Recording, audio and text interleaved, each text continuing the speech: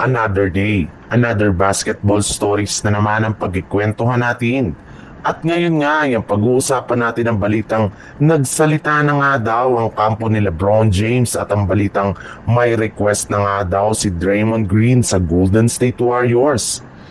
Ayon nga sa pinakahuling inilabas na balita ngayong araw, kabilang nga sa mga team na nagbigay na ng interes sa pagkuha kay LeBron James sa isang trade ay ang Golden State Warriors, Dallas Mavericks, Cleveland Cavaliers at ang Los Angeles Clippers. At sa apat na koponan ngang ito ay ang Warriors pa rin nga may pinakamataas na odds na makuha ngayong offseason sa LeBron James.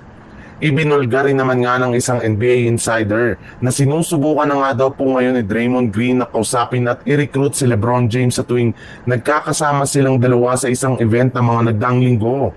Gusto rin naman nga daw po niya na magkasama sa iisang kupunan sina LeBron James at Stephen Curry bago pa man sila magretiro sa NBA, subalit sa kabila nga ng kadami-daming mga nagsilabasang trade rumors tungkol kay LeBron James, ay sinabi pa rin nga mismo ng NBA agent nito na si Rich Paul na walang balak ang kanyang player na mag-request ng trade sa Los Angeles Lakers ngayong off-season.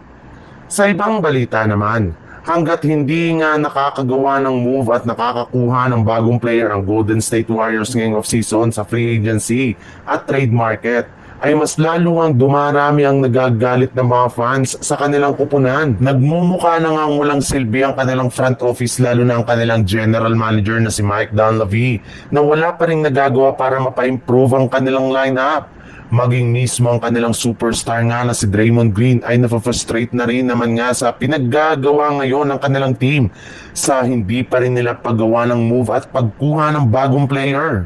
Ayon nga dito, kung gusto nga daw talaga ng Golden State Warriors na makakakumpit ng kampyonato next season, ay kailangan na nga nila na makakuha at magkaroon ngayon ng isang bagong legit na center na may pangpapalit kay Kevin Looney. Isa nga daw pong malaking dagok sa team ang pagkawala nito sa kanilang lineup, kaya hanggat meron pang mga magagaling na big man available sa free agency at trade market ngayong off-season, ay kailangan na nga nila itong kunin as soon as possible bago pa man sila tuluyan ng maubusan.